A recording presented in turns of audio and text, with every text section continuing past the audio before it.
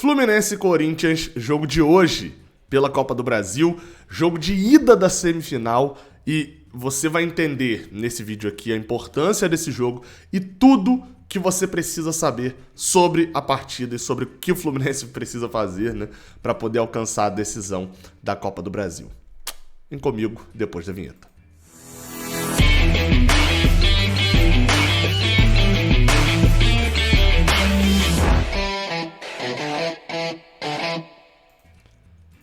Seja bem-vindo, você guerreira de todo o Brasil e de todo mundo. Aqui é o canal Raiz Tricolor. Eu sou Gabriel Amaral, eu sou jornalista por formação e eu sou tricolor de coração. Você, se gostar aqui desse vídeo, você deixa o seu like aqui embaixo. Se você quiser mais conteúdos como esse aí na sua timeline, você se inscreve aqui no Raiz Tricolor, que isso dá uma moral grande pra gente.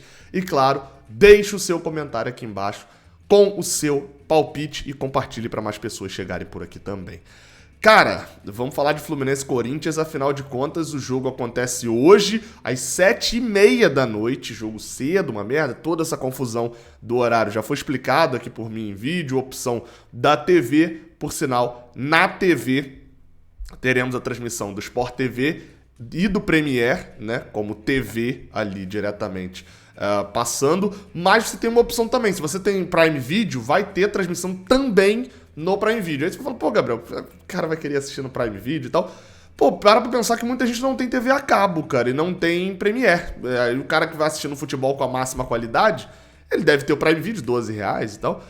Bota lá e assiste com uma qualidadezinha um pouco melhor e tal, enfim, sem travar, sem pessoas próximas a você e tal. Quem assiste lá nesses sites sabe o que acontece. Então tem transmissão também no Prime Video, tem transmissão do Sport TV e do Premier. Jogo de hoje, jogo de número 117 entre Fluminense e Corinthians. 42 vitórias nossas, 41 vitórias deles e 33 empates. Muito disputado o confronto. E se você quiser também algo disputado, eu te recomendo ir lá na Bet7k, até porque falando em disputa, exatamente, a gente tem o patrocinador, a Bet7k, para você ir lá apostar no Fluminense. Tá pagando 1,9 nesse momento aqui, pagando 2, na verdade. Tá pagando 2 pelo Fluminense. A Bet7k, casa de apostas esportivas, que tem um layout super fácil, que você pode ganhar um bônus clicando no link que tá aqui na descrição. Vai por ele, se cadastra, lê as regras lá, fica atento e tal. Enfim, tá pagando 2 a vitória do Fluminense. A vitória do Corinthians tá pagando 4,4. Ou seja, o Fluminense é favorito sim para esse confronto, principalmente no jogo dentro de casa. A Bet7k tá com umas novidades, ao longo do mês eu vou explanando aqui para vocês, beleza? Então vai lá e faz seu cadastro já. Uma casa de apostas com layout bem fluido, assim, bem tranquilo de se utilizar. Bem, a gente começa aqui dando aquele panorama também do jogo, né? Começa não, porque a gente já deu muita informação aqui, né? Mas assim, é semifinal, né? É um ar... Meu nariz está um pouquinho entupido, mas é um ar que a gente não respirava desde 2016, desde 2015 na Copa do Brasil, e um ar que a gente não respirava desde 2018, né? O ar de semifinal fora do Rio de Janeiro, né? Quando a gente tomou aquele baile do Atlético Paranaense na na Sul-Americana. Então, assim, mais do que ser só isso, tudo e etc., aquela Copa do Brasil de 2005 ainda não tinha uma coisa que era a espetaculosa premiação para o campeão e o vice da Copa do Brasil. Ir para a final da Copa do Brasil já vai garantir ao Fluminense, lembrando, jogar a semifinal garante ao Fluminense 8 milhões de reais. Ir à final já garante ao Fluminense, no mínimo, 20 milhões de reais. Então, assim, isso se for vice-campeão, tá? Isso se for vice-campeão, perdão, 25 milhões de reais. Foi até conferir aqui. Se for vice-campeão, perdeu a final 18-0 pro São Paulo na ida, 25-0 pro São Paulo na volta. 25 milhões de reais. Então, assim, é uma classificação que não só salva o ano do Fluminense, como torna o ano do Fluminense, financeiramente falando, bom. É uma aposta que o Fluminense pode fazer sobre não vender jogador, inclusive, e contar com esse dinheiro para não só fechar o ano, como tentar um investimento, isso pensando em vice. Eu nem falei que o título te garante 60. Enfim, então é um jogo importantíssimo, porque são 180 minutos, e 90 a gente joga hoje, e são os 90 em que a gente tem maior probabilidade de vencer sendo no Maracanã. A gente chega muito confiante para essa partida. Eu diria que tirando o Palmeiras, pela situação do Palmeiras, a gente entra muito, entre aspas, tá tranquilo, a gente não entra desesperado contra nenhum adversário hoje. E eu não falo isso aqui num sentido de arrogância, de olha como nós somos. Não, eu tô falando mais no sentido de torcedor assim mesmo. A gente não tinha isso há muito tempo, a gente tem confiança no time. Óbvio, a gente tem uma crítica aqui, um outro ponto ali, eu vou falar disso no Bola em Campo, é óbvio. Nenhum time é perfeito, mas a gente não deve nada a ninguém. Quando a gente entrou em 2015 contra o Palmeiras, a gente tinha confiança também? Tinha. Mas o time do Palmeiras é um ótimo time, não à toa foi campeão. Quando a gente entrou em 2018 contra o Atlético Paranaense, eu não preciso falar nada, a gente tinha confiança? Tinha. Mas, meu amigo, o time do Fluminense entrou no jogo de volta com Paulo Ricardo e Júnior Dutra, pô, Jadson de lateral direito. O que eu vou contar pra você que eu tinha esperança gigantesca, que eu tinha confiança? Não tinha. Então, assim, a gente chega nesse momento, sim, com uma confiança de que, de fato, a gente pode vencer, ou até, de certa forma, é favorito contra o Corinthians, principalmente no jogo de ida. Os ingressos se refletem nisso, ingressos praticamente esgotados, talvez quando você estiver vendo isso já tenha esgotado, tinha pouco mais de 3 mil ingressos só ainda disponíveis na noite da terça-feira. Casa lotada, tem um monte de bilheteria para você poder retirar ingresso. Lá no Maracanã, eles botaram lá muitas bilheterias abertas, né? Muitos guichês nas bilheterias. Então, assim, jogo quente e time de Diniz gosta disso. Não necessariamente ele obrigatoriamente ele ganha e tal, não, mas a gente tem poucas memórias de Fernando Diniz, principalmente nessa temporada, indo muito mal num jogo quente, assim, né? As piores partidas talvez tenham sido justamente contra o América Mineiro, no Independência vazio, contra o Internacional também no Beira-Rio mais vazio, contra o Atlético Goianiense no Maracanã também vazio, né, com um a menos. O União lá em Santa Fé, por mais que o jogo, né, tivesse torcida, etc., foi um jogo que não era tão assim quente pro Fluminense, ou talvez seja o único jogo desses que muda o padrão. Abrir vantagem em casa é crucial. O Fluminense não pode ir pra lá, pra Neoquímica Arena, precisando fazer gol pra se classificar. Qualquer vitória tem que ser comemorada. Agora, tem um detalhe. O rendimento do Fluminense na Copa do Brasil não é bom no Maracanã.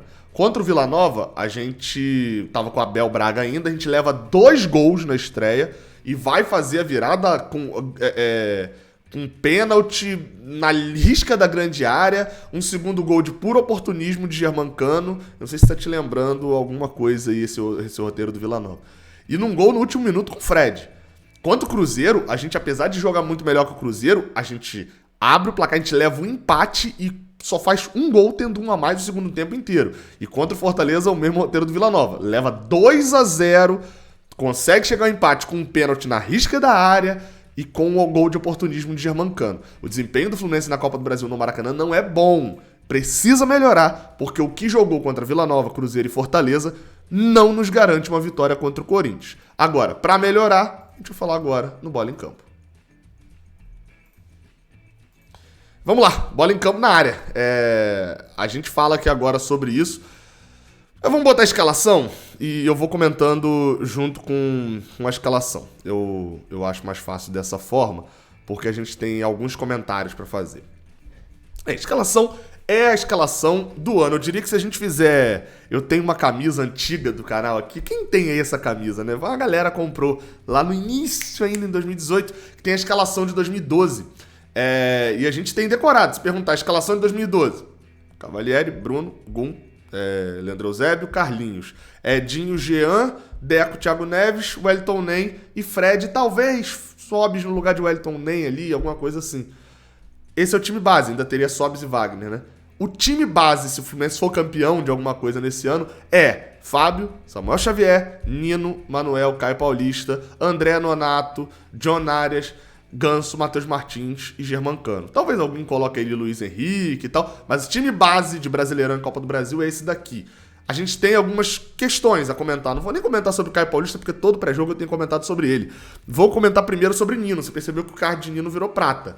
Pois o card de ouro é daquele jogador que é ele faz a diferença e a gente tem plena confiança nele o tempo inteiro. Mesmo com uma falhazinha, uma questão aqui, etc. E o que é o cara de prata? É o cara que é titular absoluto. Ele não dá chance, mas em compensação, ele não tá na crista da onda. Ele não tá na melhor fase dele, nem no Fluminense, nem na carreira.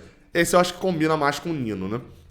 Já pensando no outro tópico que eu ia falar, né? Nino, enfim, falhou contra o Inter, foi mal contra o Fortaleza e foi pouquíssimo exigido contra o Coritiba. Enfim, que se recupere, né? Considerando que Tite vai estar no Maracanã, eu tenho medo da partida de Nino.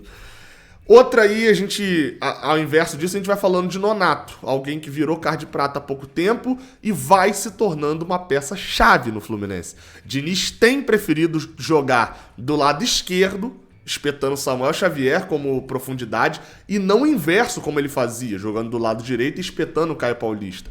E isso tem influência, sem dúvida nenhuma, de Nonato, que joga do lado esquerdo e é o volante que atua mais para aquele lado, criando mais jogadas. Ele agrupa o Matheus Martins e o John Arias lá daquele lado, junto com o Ganso, Caio Paulista, para poder jogar. Assim, eu tive uma discussão muito forte com o Phil antes do jogo contra o Inter, se valeria a pena ou não pagar os 500 mil lá para ele jogar, se o Nonato era crucial ou não.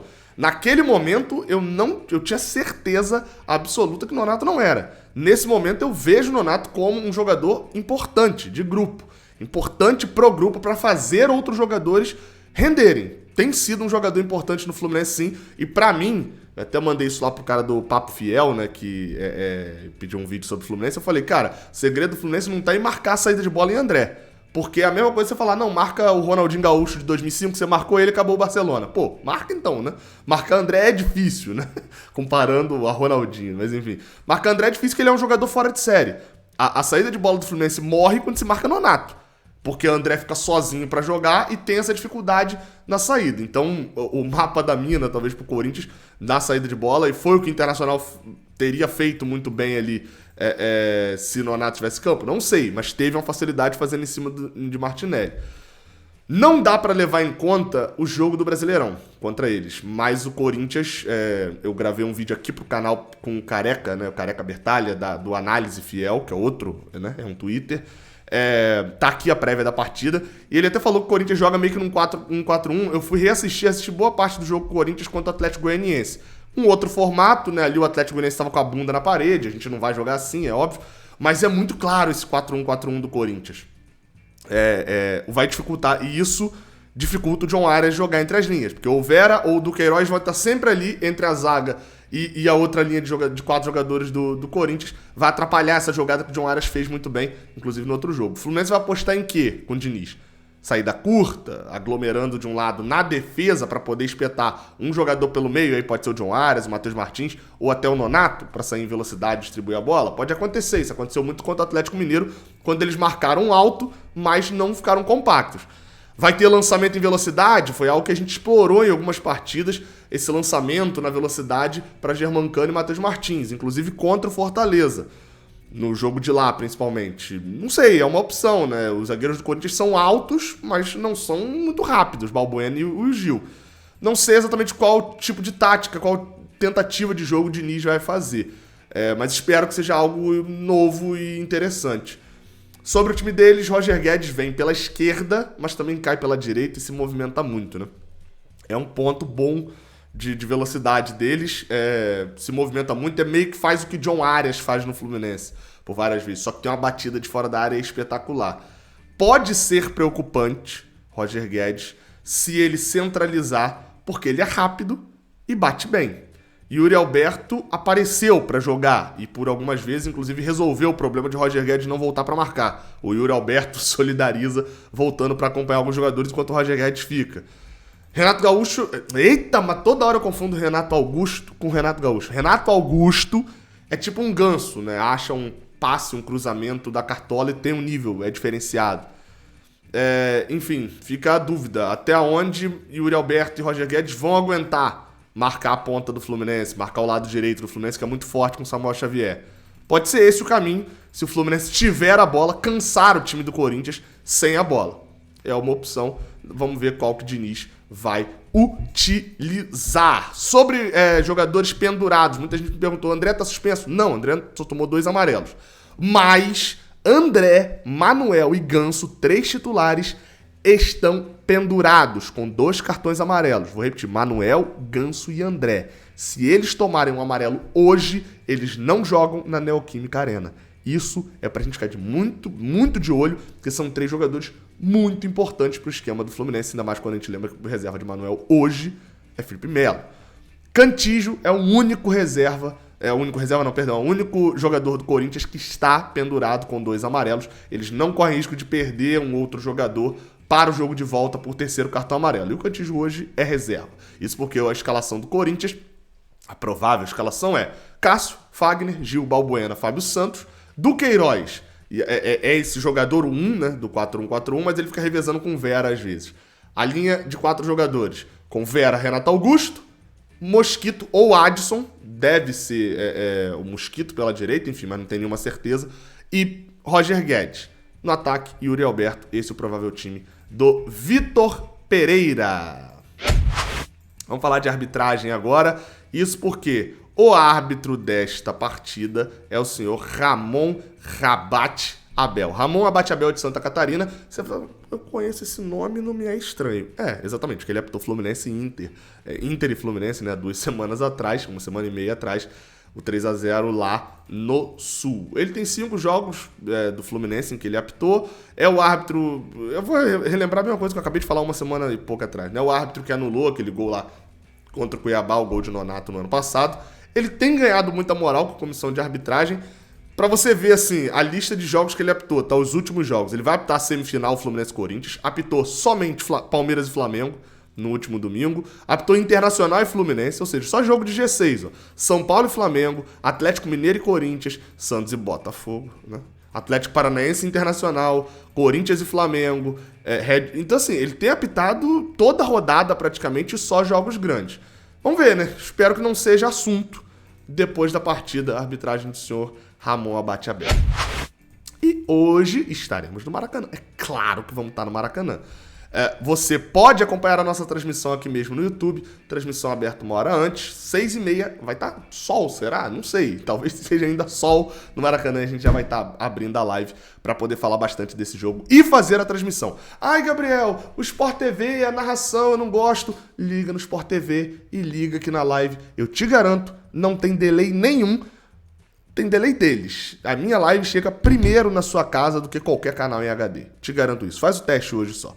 Vem com a gente e logo após a partida tem Análise Pocket também. Tamo junto, até a próxima. Valeu.